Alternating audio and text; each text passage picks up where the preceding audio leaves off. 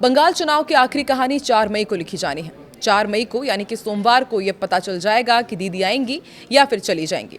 ज्यादातर exit polls ने BJP को आगे दिखाया है और साल 2021 में भी कई पोल्स ने बीजेपी को 150 से 200 सीटें तक अनुमान लगाए थे, लेकिन ममता ने सबको चौंका दिया था और जीत हासिल की थी।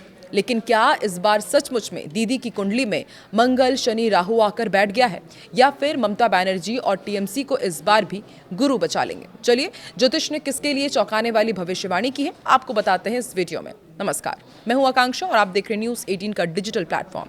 तो बंगाल चुनाव के नतीजे आने में अब 48 घंटे से भी कम समय बचा है, लेकिन इसी बीच बंगाल ही नहीं पूरे देश में ये चर्चा शुरू हो गई है कि ममता दीदी आएंगी या इस बार चली जाएंगी। 29 अप्रैल को चुनाव के बाद जो एग्जिट पोल सामने आए उस नतीजों में तो उसमें बीजेपी को बहुमत मिल रही है, लेकिन टीएमसी कह रही है कि बीजेपी को 4 मई को जोर का झटका धीरे से लगेगा। ऐसे में बड़ा सवाल यह है कि आखिर टीएमसी किस कॉन्फिडेंस के साथ ममता बनर्जी की वापसी का दावा कर रही है। जहां सभी एग्जिट पोल बीजेपी को बहुमत देते नजर आ रहे हैं, वहीं ममता की किस्मत को लेकर उनके चाहने वालों इतने आश्वस्त कैसे हैं? क्या ममता बनर्जी का सितारा गर्दिश में है या फिर अभी भी दीदी की शान बरकरार है? आखिर ममता बनर्जी और टीएमसी की कुंडली 2026 में सत्ता दे रही है या फिर राहु केतु का खेल दीदी के साथ खेला कर देगा? आप जानकर हैरान रह जाएंगे कि 4 मई के बाद ऐसे संयोग बनने जा रहे हैं जो कोलकाता ही नहीं, दिल्ली की सियासत में भी बड़ा रोल अदा कर सकता है। बंगाल चुनाव 2026 के नतीजों से पहले राज्य में ज्योतिषीय गणनाओं और एग्जिट पोल के आंकड़ों ने सस्पेंस को 7वें आसमान पर पहुंचा दिया है।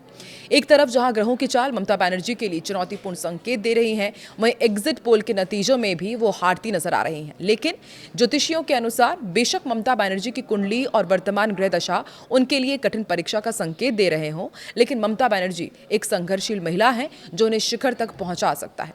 दीदी की कुंडली में सत्ता छुनने का खतरा क्या दिख रहा है, इसके बारे में भी आपको बताते हैं। तो देखिए, ज्योतिषाचार्य की राय में उनकी मकर राशि और ग्रहों की स्थिति के आधार पर यह अनुमान लगाया जा रहा है कि यदि उनकी हार होती भी है तो वो बहुत ज्यादा अंतर से नहीं होगी, बहुत ही कम अंतर से हो सकती है।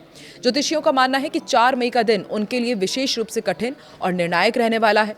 ग्रहों की चाल भी ये संकेत देती है कि पहले चरण में मजबूत रहने के बावजूद दूसरे चरण में उनके सामने गंभीर चुनौतियां खड़ी हुई है। गुरु की कृपा वर्सेस शनि का प्रकोप भी उनकी कुंडली में दिख रहा है। ज्योतिषीय गणनाओं में जहां शनि और राहु के प्रभाव के कारण ममता बनर्जी के लिए मुश्किलें बताई जा रही हैं, लेकिन ममता बनर्जी का जन्म 5 जनवरी 1955 को मकर लग्न वाली पृथ्वी तत्व की वो मजबूत महिला है। उनकी कुंडली में सूर्य मकर में और चंद्रमा वृषभ में है, जो उन्हें जिद्दी, मेहनती और जनता से जुड़ी शक्ति देता है। लेकिन साल 2026 में शनि और मंगल की दशा चुनौतियां ला रही हैं उनके लिए। बाधाएं, विरोध और अप्रत्याशित घटनाएं होंगी, फिर भी गुरु की दृष्टि उन्हें स्थिरता दे रही है। उनकी कुंडली बताती है कि राहु की वजह से जनता का व्यवहार अनिश्चित रहेगा, लेकिन उनकी पृथ्वी राशि की मजबूती उन्हें जड़ों से जोड़े रखेगी। शनि कर्मों का हिसाब मांग रहा है। ममता बनर्जी की जन्म कुंडली में अप्रत्याशित ट्विस्ट भी है। ये ट्विस्ट क्या है, जरा सुनिए इसे। 15 साल की सत्ता में भ्रष्टाचार, हिंसा और एंटी इनकम्बेंसी के आरोप लगे हैं। मंगल शनि का योग यही बाधाएं खड़ी कर रहा है, जैसे कि बीजेपी के तेज हमले। फिर भी ज्योतिष कहता है कि गुरु की कृपा और उनकी जन्म कुंडली की लचीलापन उन्हें पूरी तरह हारने नहीं देगी। अगस्त 2026 के बाद उनकी दशा बेहतर हो सकती है, जो सत्ता में स्थिरता या मजबूत वापसी का संकेत देती है। अब सवाल यही कि ममता आएंगी या चली जाएंगी। तो कुछ ज्योतिषी कहते हैं कि ममता चुनौतियों के बावजूद सत्ता बरकरार रखेंगी या बहुत करीबी मुकाबले में टिक जाएंगी। कुछ अन्य कहते हैं कि शनि का दबाव उन्हें सत्ता से बाहर भी कर सकता है। कुल मिलाकर ज्योतिष मिश्रित, लेकिन ममता के पक्ष में थोड़ी बढ़त दिखा रहा है। पूरी हार नहीं, बल्कि संघर्षपूर्ण जीत या फिर स्थिरता के लक्षण सामने आ रहे हैं। बंगाल चुनाव 2026 में बम्पर वोटिंग हुई। ममता बनर्जी 2026 में भी बंगाल की सत्ता में रह सकती हैं या बेहद करीबी फाइट में टिक सकती हैं। बीजेपी को अच्छी बढ़त मिलेगी, लेकिन पूर्ण बहुमत मिलना मुश्किल नजर आ रहा है और ग्रह कह रहे हैं कि परिवर्तन होगा, लेकिन क्रांति नहीं। अब ये भविष्यवाणी कितनी सही साबित होती है, ये तो 4 मई को यानी कि सोमवार को ही पता चलेगा। वहीं पश्चिम बंगाल में डायमंड हार्बर और मगराहाट पश्चिम विधानसभा के कुल 15 बूथों पर शनिवार को दोबारा मतदान हुआ। साउथ 24 परगना में टीएमसी और भाजपा कार्यकर्ताओं के बीच फिर से झड़प हुई। इस दौरान सुरक्षा बलों ने दोनों पक्षों को जैसे तैसे शांत कराया। वहीं फाल्ता में भी वोटर्स ने टीएमसी कार्यकर्ताओं पर हमले के आरोप लगाए। उन्होंने बताया कि वोटिंग के बाद टीएमसी के लोगों ने उनके साथ मारपीट की। जब वो इसका विरोध कर रहे थे तो पुलिस ने उन पर लाठीचार्ज कर दिया। कई लोगों के पैर में, सिर में और हाथ में चोट आई है।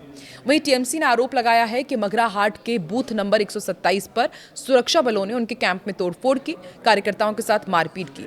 शाम 5 बजे तक मगराहाट पश्चिम के 11 बूथों में करीब 87 और डायमंड हार्बर के 4 बूथों में करीब 88% वोटिंग हुई है।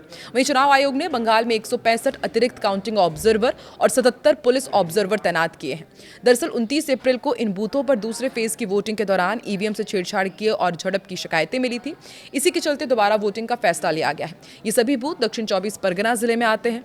वहीं टीएमसी ने कोलकाता खुदीराम अनुशीलन केंद्र के रिटर्निंग ऑफिसर के खिलाफ शिकायत दर्ज कराई है। पार्टी का दावा है कि पोस्टल बैलेट कवर से छेड़छाड़ हुई है। राज्य की सभी 294 सीटों पर रिकॉर्ड करीब 93% वोटिंग हुई। 23 अप्रैल को फर्स्ट फेज की 152 सीटों पर करीब 94% मतदान हुआ था। 29 अप्रैल को जब सेकेंड फेज की वोटिंग हुई उस दौरान भी 142 सीटों पर करीब 93% वोटिंग हुई। रिजल्ट 4 मई को आएंगे। नतीजों से पहले ममता हमलावर है। ममता बनर्जी ने तृणमूल कांग्रेस की बड़ी जीत का दावा किया। शनिवार को वीडियो कॉन्फ्रेंसिंग के जरिए काउंटिंग एजेंट्स को उन्होंने संबोधित किया और कहा कि उनकी पार्टी 200 से ज्यादा सीटों पर जीत हासिल करेगी। ममता ने एग्जिट पोल के अनुमानों को फिर सिरे से खारिज किया और इसे स्टॉक मार्केट में हेरफेर करने की कोशिश बताया। उन्होंने कहा कि पहले भी 2021 और 2024 में ऐसे प्रयास हुए थे और इस बार भी वही रिपीट किया जा रहा है। मुख्यमंत्री ने सीएपीएफ यानी कि सेंट्रल आर्म्ड पुलिस फोर्स पर टीएमसी कार्यकर्ताओं के साथ दुर्व्यवहार का आरोप भी लगाया। उन्होंने कहा कि जिन लोगों ने कथित तौर पर इस तरह की कार्रवाई का सामना किया है, पार्टी उन्हें सम्मानित करेगी। आरोपों के बीच चुनाव आयोग ने वोटों की सुरक्षित, शांतिपूर्ण और पारदर्शी गिनती पक्का करने के लिए पश्चिम बंगाल में 165 अतिरिक्त काउंटिंग ऑब्जर्वर और 77 पुलिस ऑब्जर्वर तैनात किए हैं, ताकि कानून व्यवस्था बनी रहे और आसानी से गिनती की प्रक्रिया पूरी हो पाए। इसके लिए पहचान वेरिफिकेशन, एंट्री पर रोक और अधिकारियों के बीच तालमेल जैसे कड़े प्रोटोकॉल लागू किए गए हैं। आपको क्या लगता है, इतनी चाक-चौबंद व्यवस्था के बाद क्या जब मतगणना होगी तो क्या सब कुछ शांतिपूर्ण तरीके से वहां पर कर लिया जाएगा या फिर से पश्चिम बंगाल मतगणना के दौरान आग में जलता हुआ नजर आएगा? और क्या ममता दीदी चली जाएंगी या फिर रुकेंगी, जैसा कि ज्योतिष यहां पर इशारा कर रहे हैं? कमेंट सेक्शन पर अपनी राय जरूर दें।